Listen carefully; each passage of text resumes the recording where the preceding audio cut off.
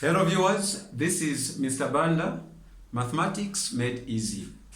So today we are looking at a question coming from Cambridge Igcse Additional Maths 0606, and the topic is Remainder and Factor Theorem.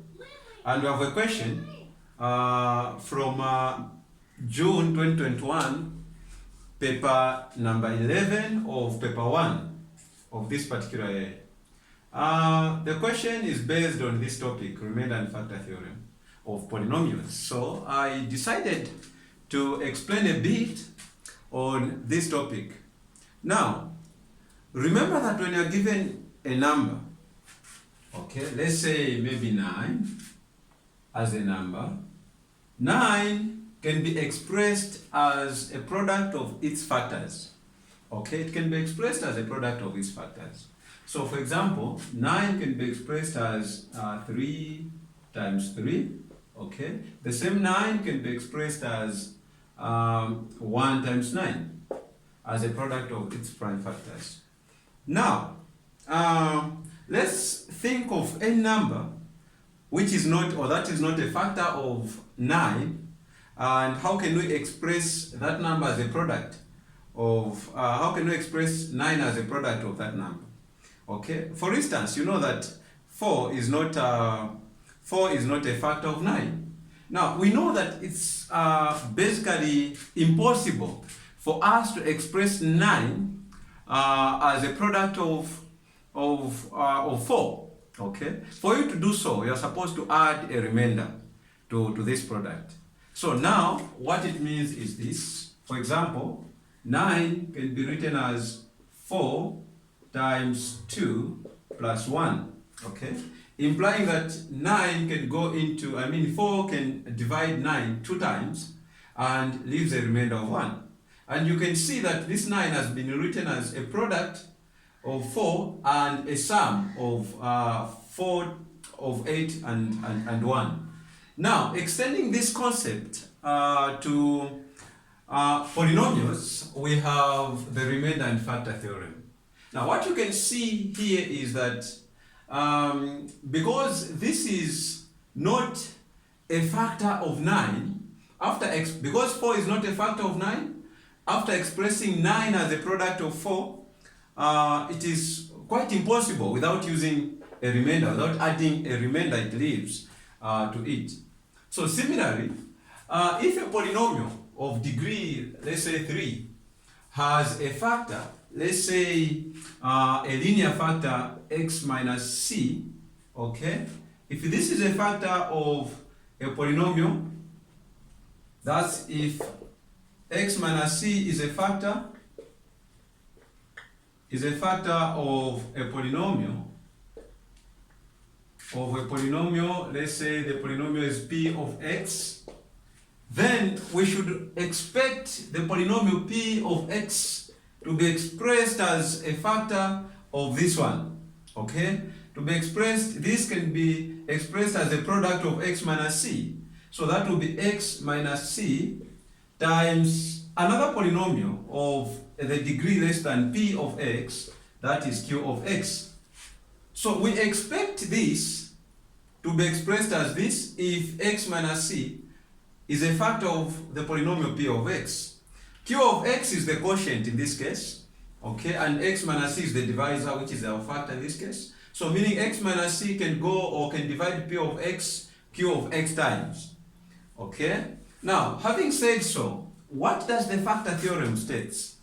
If p of x, if x minus c is a factor of the polynomial p of x, then we expect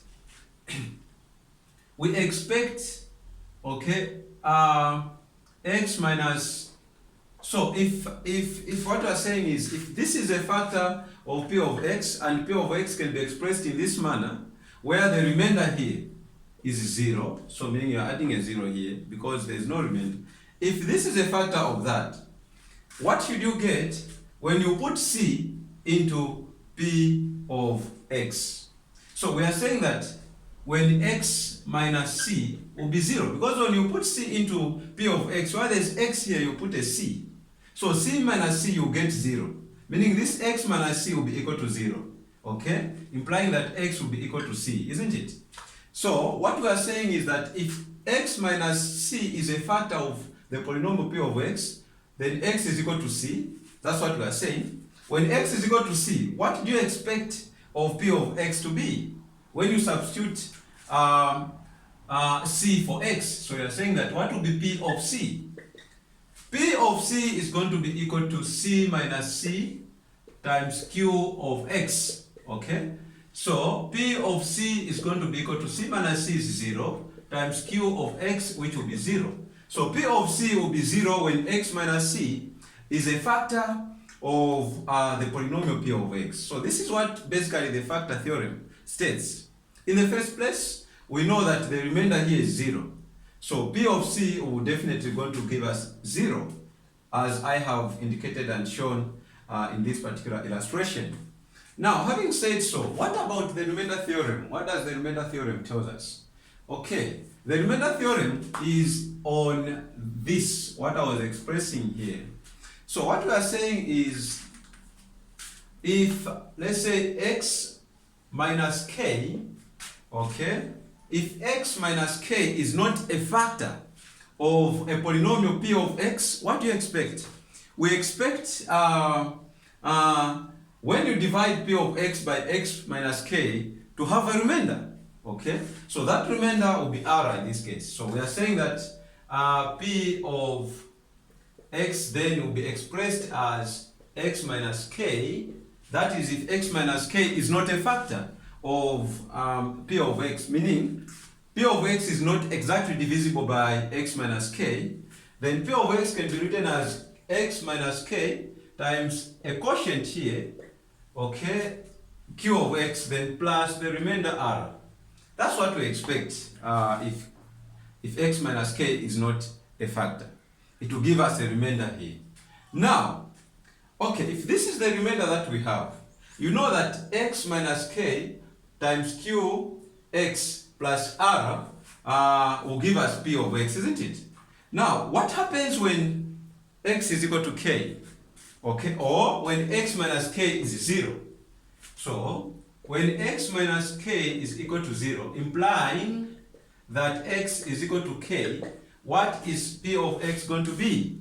So, p of k, because x is k, so while there's x here, it will be p of k is going to be equal to k minus k, okay, times q of x, then plus r.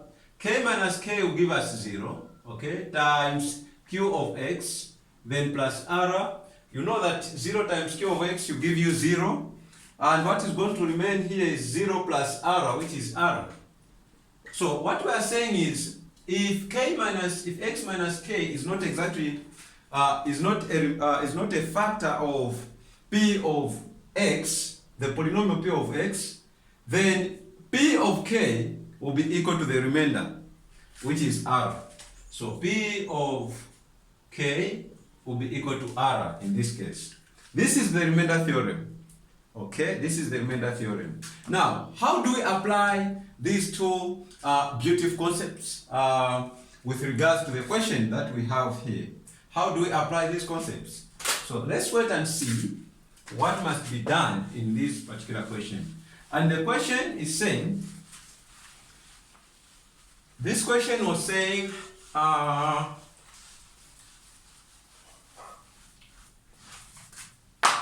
the polynomial p of x is equal to ax cubed minus 9x squared plus bx minus 6, where a and b are constants.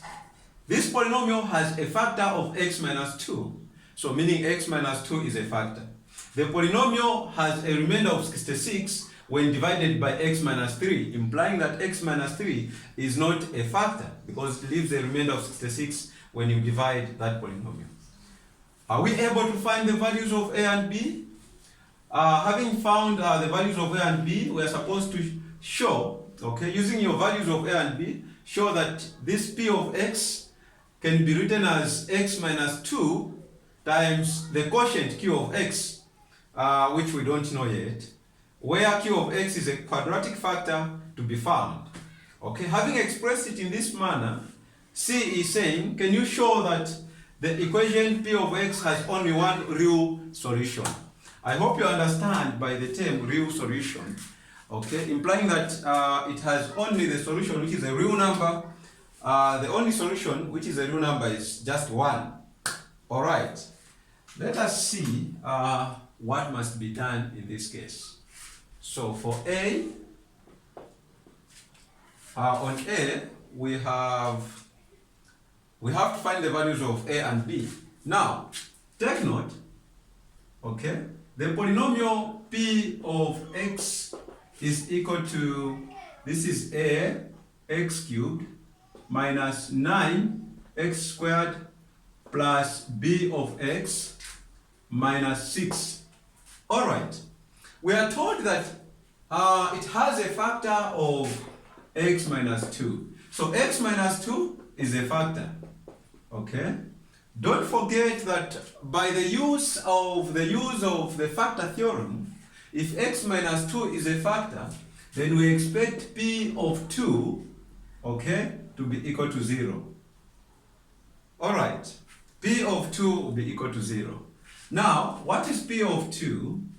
Okay, P of 2 is P, so P of 2 is equal to A, where there's x you are putting 2, cubed, minus 9, where there's x you are putting 2, squared, plus B, where there's x you are putting 2, minus 6, you are saying this is equal to 0.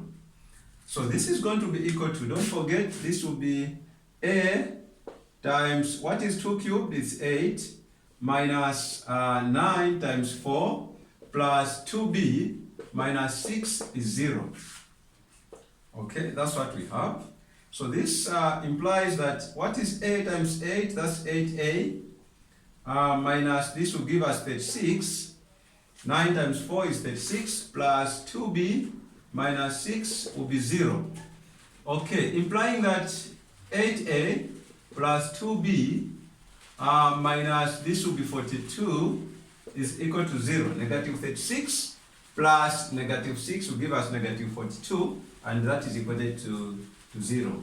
So the implication there is 8A plus 2B is equal to 42. All right, this is the equation that we come up with after applying this concept here. Now, you can divide throughout by a 2, because you can see that a 2 is common there. 8 can be divided by 2, that would be 4A. Then 2B divided by 2, that would just be a B. And 42 divided by 2, that will give us 21. So let us call this equation number 1 a linear equation involving A and B, equation number 1. What will be the second equation? We are told that the polynomial has a remainder of 66 when divided by x minus 3. So x minus 3 gives the remainder or leaves the remainder of, so x minus 3 yields or yields a remainder of 66. It implies that P of 3, this is x minus 3, when you equate it to 0, x will be equal to 3. So P of 3 must be 66. That is the remainder by the remainder theorem. So what is P of 3? This is equivalent to say P of 3 is A, where there is x you put 3, and this is cubed, minus 9, then 3 squared, then you have plus bx, so x is 3, and minus 6. This is equal to 66. Okay? So what is 3 cubed? 3 cubed is 27. So this will be 27a, minus 3 squared is 9. 9 times 9 you get 81. Okay, plus this will be 3b, minus 6, you get 66.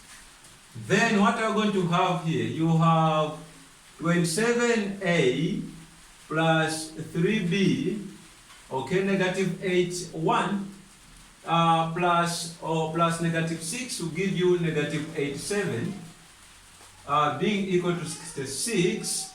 Okay, this is equivalent to write this as 27a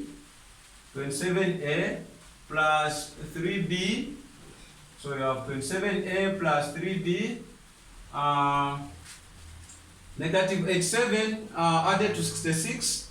It will give us being equal to, so 7 plus 6, that will be 13, so it will be 3. The remainder there is 1, so this will be 15. So that will be 153 when you add. So we have 27 plus 3b is equal to 153. That can equally be reduced by dividing by 3 throughout. So by 3, there by 3, and there by 3. What is this going to be?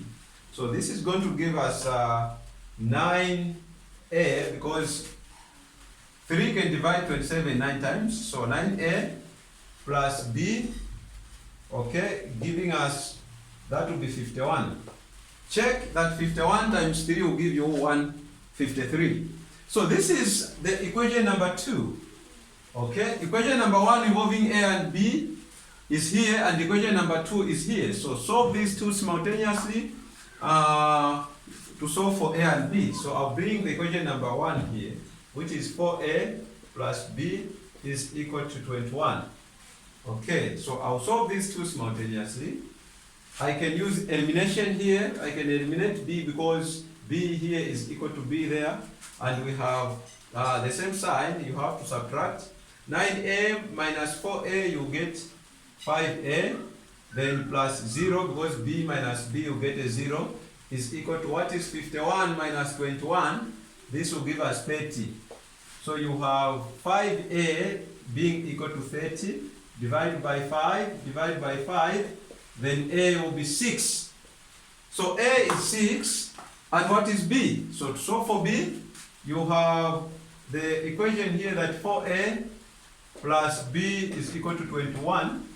So a is 6, you have 4, where there is a, you put 6, plus b is equal to 21. This is 24, plus b is equal to 21. So b will be equal to 21 minus 24, which will be negative 3. Okay? So therefore, what is our conclusion there? So the conclusion is that a is 6 and b is negative 3. So let us write that. Let us write that.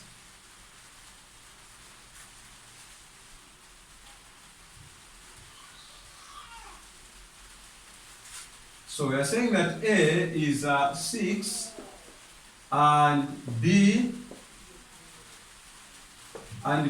is negative 3.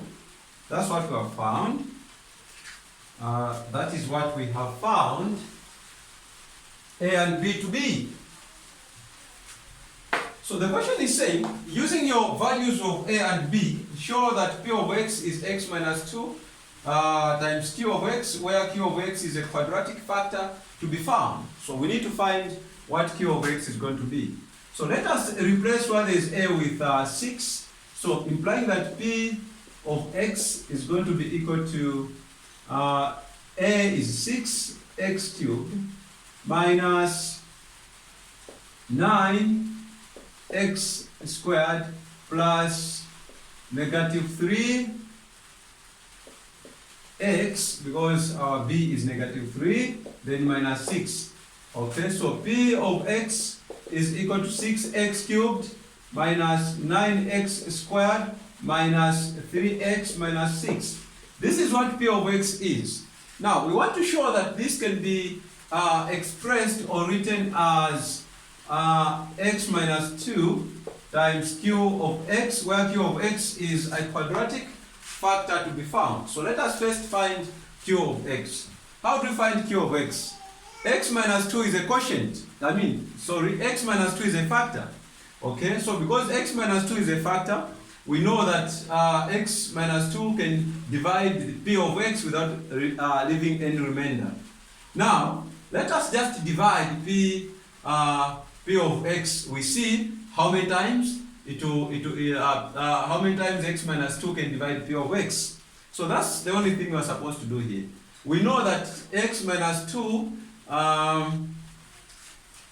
what we are saying here is when you divide this p by x minus 2, even there you divide by x minus 2 because this is what p of x is. Okay, so p of x divided by x minus 2, you are supposed to get q of x. So we want to find q of x. So to get q of x, let's just divide the polynomial p of x having the values of a and b now by x minus 2 and see what q of x is going to be. So you can either use the long division here to do so. So let's see how that is done. Okay, I hope that is clear.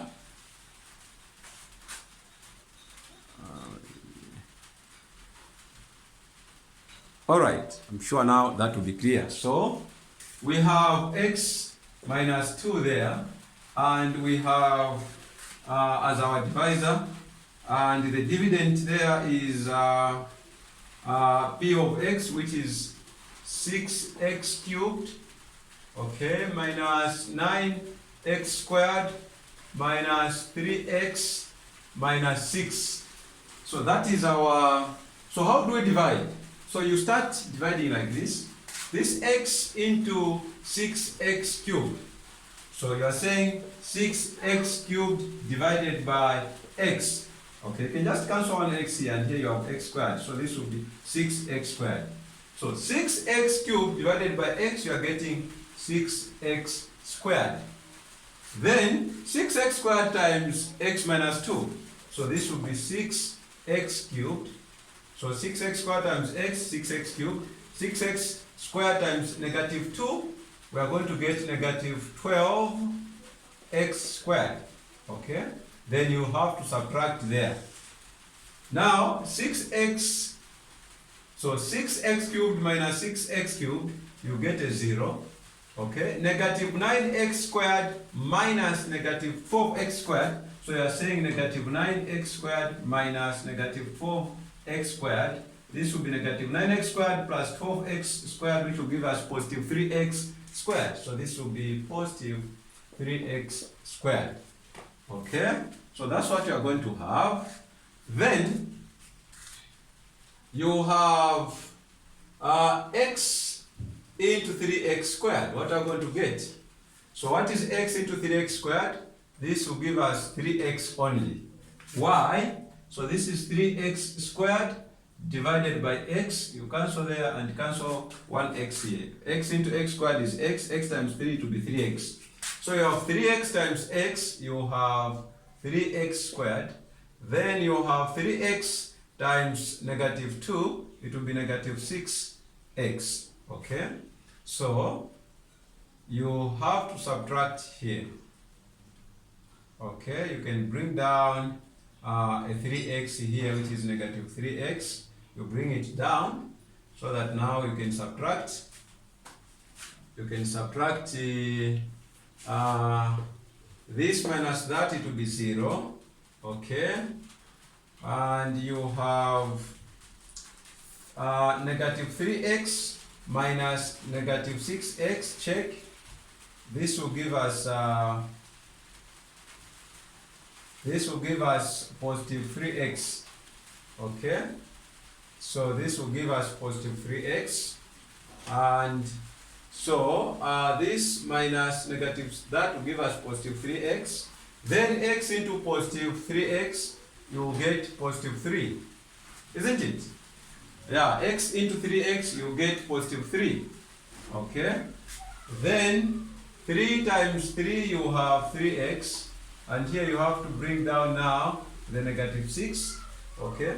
So 3 times 3, you get 3 times x, you get 3x. 3 times negative 2, you get negative 6. Then you have to subtract here. What are we going to get?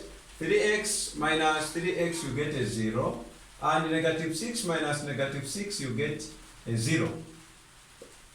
So this will be 0 plus 0, which is 0. So x minus 2 into 6x cubed minus 9x squared minus 3x minus 6, you will get 6x squared plus 3x plus 3.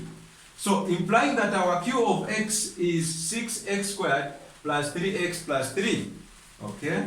So, therefore, P of x can now be written as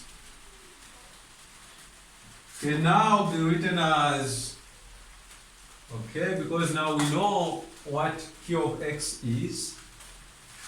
So P of x is equal to x minus 2 times Q of x, which is 6x squared plus 3x plus 3. This is what we have as P of x. We can express it in this form. Now, another interesting question is, having shown that, can you now show that the equation P of x has only one real solution? One of the solutions is this one, x minus 2, because it's a factor. So when you factorize P of x, x minus 2 is a factor. If this is a factor, x minus 2 will be equated to 0, meaning the solution there is 2, x is equal to 2, is a solution to this P of x. Now, how do we show that it only has one real solution? This implies that the Q of x does not have real solutions. The quadratic equation or quadratic factor Q of x, which is 6x squared plus 3x plus 3, does not have real solutions. How do we show? For us to show that P of x only has one real solution, which is this one, x being equal to 2, we show that this one has no solutions, real solutions. Okay? Because we believe that this has no real solutions now, it means that the discriminant of the quadratic equation, so Q of x, which is equal to 6x squared plus 3x plus 3. So what we have to do here is just to show that this Q of x has no real solutions. Now, how do you show that a quadratic equation has no real solutions? How you show? You show by checking the discriminant. What is the discriminant of this? So let's check the discriminant. If the discriminant is less than 0, so let's just show that the discriminant of this particular quadratic equation is less than 0. So the discriminant, which is equal to b squared minus 4ac, we should show that this is less than 0.